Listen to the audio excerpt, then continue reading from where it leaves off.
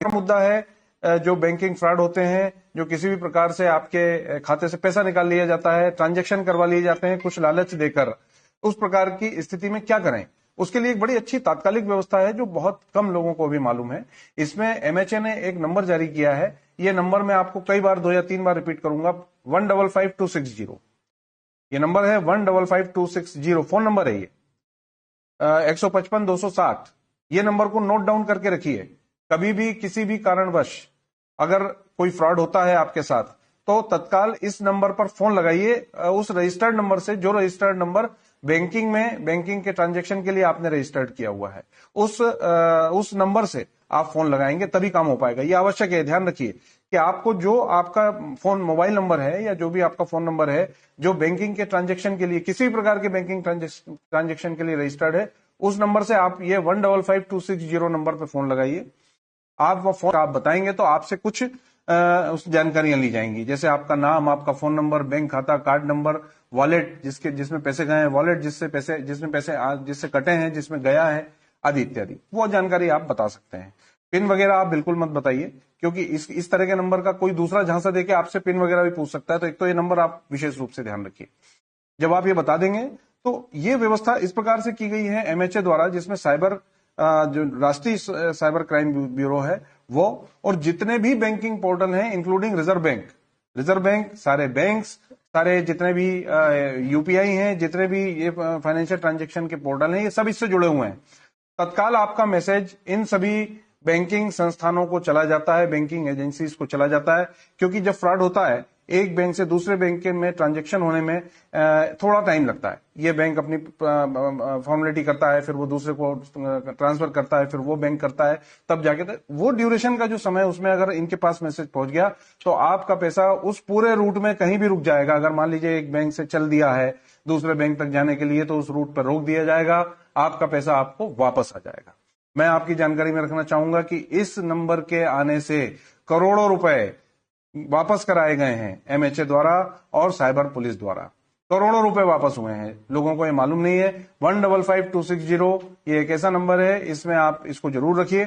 Within 24 hours अगर आप बताएंगे तो 100% आपका पैसा वापस आने की इसमें श्योरिटी रहती है, आ ही जाता है। अगर 24 घंटे के बाद आपको पता चलता है तो भी आप इस पोर्टल पर, जो कि national cyber crime reporting portal है, इस पोर्टल पर आप अपनी एप्लीकेशन, अपनी शिकायत दर्ज कर दें।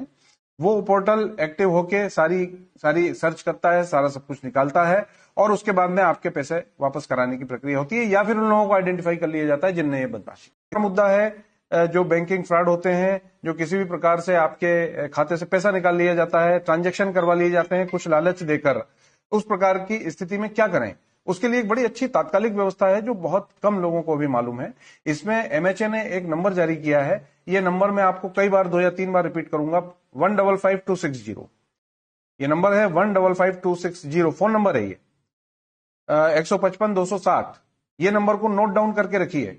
कभी भी किसी भी कारणवश अगर कोई फ्रॉड होता है आपके साथ तो तत्काल इस नंबर पर फोन लगाइए। उस रजिस्टर्ड नंबर से, जो रजिस्टर्ड नंबर बैंकिंग के ट्रांजैक्शन के लिए आपने रजिस्टर्ड किया हुआ है, उस नंबर से आप फोन लगाएंगे तभी काम हो पाएगा। ये आवश्यक है, ध्यान रखिए कि आपको जो आपका फोन मोबाइल नंबर है या जो भी आपका फोन नंबर है जो बैंकिंग के ट्रांजैक्शन के लिए, किसी भी प्रकार के बैंकिंग ट्रांजैक्शन के लिए रजिस्टर्ड है, उस नंबर से आप ये 155260 नंबर पर फोन लगाइए। आप वो फोन आप बताएंगे तो आपसे कुछ उस जानकारियां ली जाएंगी, जैसे आपका नाम, आपका फोन नंबर, बैंक खाता, कार्ड नंबर, वॉलेट जिसमें पैसे गए हैं, वॉलेट जिससे कटे हैं, जिसमें गया है, आदि इत्यादि। वो जानकारी आप बता सकते हैं। पिन वगैरह आप बिल्कुल मत बताइए, क्योंकि इस तरह के नंबर का कोई दूसरा झांसा देके आपसे पिन वगैरह भी पूछ सकता है। तो एक तो ये नंबर आप विशेष रूप से ध्यान रखिए। जब आप ये बता देंगे तो ये व्यवस्था इस प्रकार से की गई है एमएचए द्वारा, जिसमें जो राष्ट्रीय साइबर क्राइम ब्यूरो है वो, और जितने भी बैंकिंग पोर्टल हैं इंक्लूडिंग रिजर्व बैंक, सारे बैंक्स, सारे जितने भी यूपीआई हैं, जितने भी ये फाइनेंशियल ट्रांजैक्शन के पोर्टल हैं, ये सब इससे जुड़े हुए हैं।